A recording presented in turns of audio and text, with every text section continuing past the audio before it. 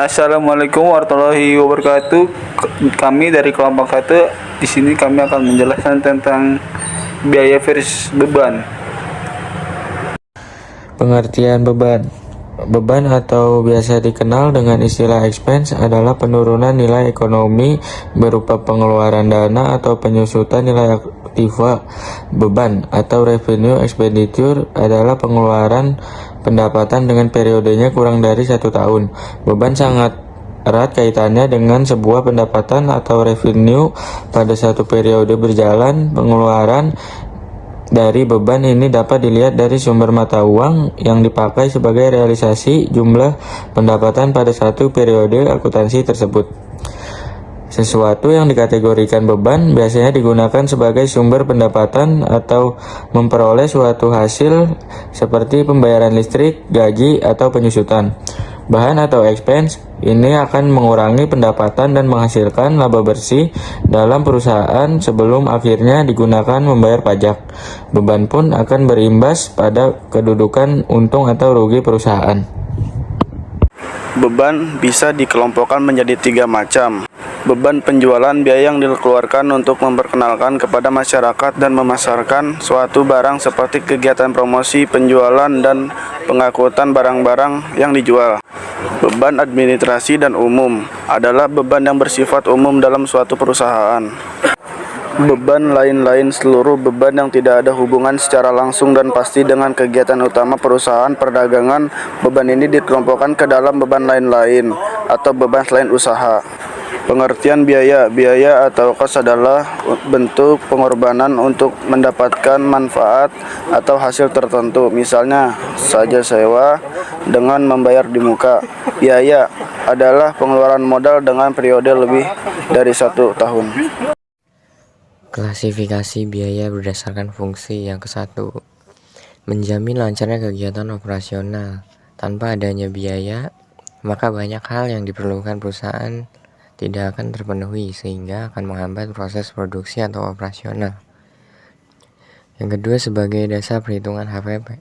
Sebelum produk dipasarkan kepada masyarakat, harga setiap produk sudah harus ditetapkan. Dasar perhitungannya diperoleh dari akumulasi biaya yang dikeluarkan oleh perusahaan, ditambah dengan keuntungan sesuai target yang diinginkan perusahaan.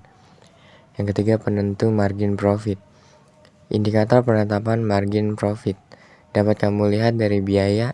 Jika rincian biaya jelas, maka perusahaan dapat mengukur penentuan margin profit hingga nantinya harga yang ditawarkan ke pasar akan sesuai dengan target dan bisa menutupi biaya pengeluaran dan tentu saja tetap mendapatkan keuntungan. Klasifikasi biaya berdasarkan potensi.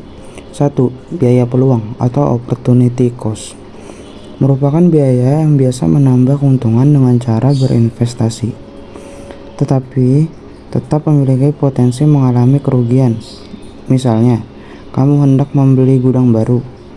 Dalam pembelian properti tentunya akan ada nilai investasi di masa depan jika aset tersebut akan dijual. Nomor 2. Biaya hangus. Biaya pengeluaran yang tidak bisa dikembalikan sebagai risiko pengalokasian dana tersebut. Misalnya saja, kamu menginvestasikan modal di sebuah usaha dan ternyata merugi, maka uangmu akan hilang. Lalu selanjutnya ada klasifikasi biaya berdasarkan penyaluran. Yang pertama, biaya penyaluran. Ciri dan identitasnya mudah terlihat dalam sebuah unit produk. Contohnya adalah bahan baku yang digunakan dalam pembuatan sebuah produk atau sumber daya manusia yang terlibat di dalam proses produksi tersebut. Nomor 2.